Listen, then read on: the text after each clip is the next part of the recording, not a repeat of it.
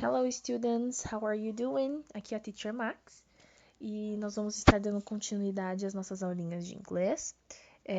Então, pessoal, o último tema que ficou pendente da apostila 1 do Book 1 seria o capítulo 12, certo? Porque nós falamos de Present Perfect Continuous e nós não falamos de Stative Verbs, que na verdade não é um tema, não é nenhuma matéria, é uma tag aí de explicação e a teacher vai estar falando para vocês em rápidas palavras o que seriam os stative verbs.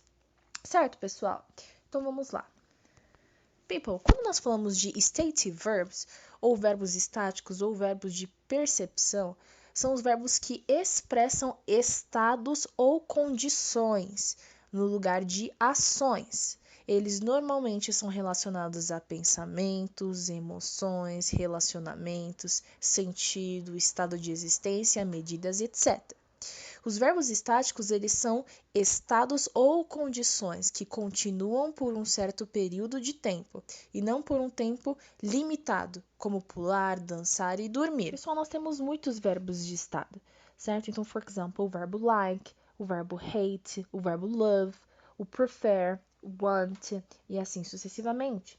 Então, por exemplo, o verbo like, que é o verbo gostar, ele não é uma ação, ele é um verbo que representa estado emocional. O verbo hate, que é o verbo odiar, por exemplo, ele não representa uma ação física, ele representa um estado emocional, que no caso é odiar, certo? Por exemplo, os verbos see, o verbo hear, que é o verbo escutar, e see, o verbo ver. Eles não expressam uma ação, certo? Eles expressam sentidos. E assim sucessivamente. Quando nós utilizamos os stative verbs em frases, pessoal, eles não são conjugados nos tempos contínuos, ou seja, eles não são utilizados com a partícula ing, nós não adicionamos a partícula ing nesses verbos, certo? Mesmo que se trate de uma situação em progresso, certo? Então, for example, se eu estou gostando de alguma coisa, eu não digo I am liking com ing, eu digo I like, certo? Então, eu não uso o verbo like com ing, mas eu trago a forma do presente para ele, a forma base.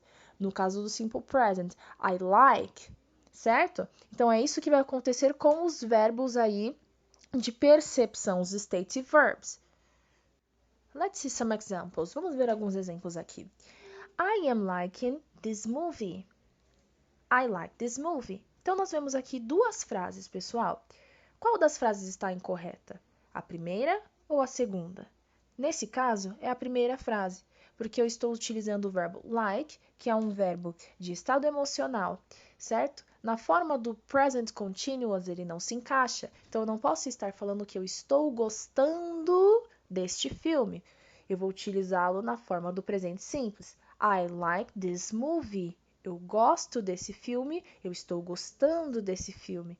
No contexto ali da situação, pessoal, se você diz para a pessoa, né, para a segunda pessoa, I like this movie, e você está assistindo um filme no momento, ela vai entender que você está gostando, certo? Então, não necessariamente nós precisamos colocar ali o ing para expressar essa ação contínua, já que nós estamos falando de um verbo de estado, não de ação.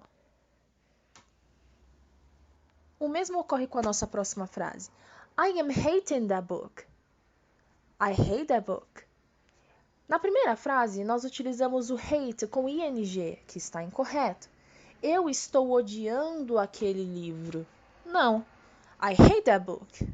Eu odeio aquele livro, eu não gosto daquele livro. Ou eu estou odiando.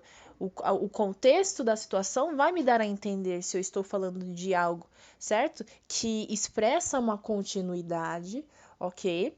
Diferente de um verbo de ação. For example, o verbo jump, que é o verbo pular. Então, ele tem um início e ele tem um fim.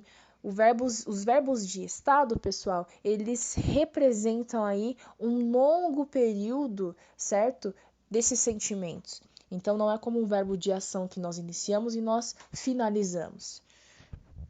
Aqui na página 310 do Book 1, pessoal, ele diz aqui que os verbos de percepção, eles descrevem um estado ou uma situação ao invés de uma ação ou processo e podem indicar. Então, ele nos apresenta aqui quais são os grupos aí dos stative verbs. Então, o primeiro grupo é o de posse, have, own.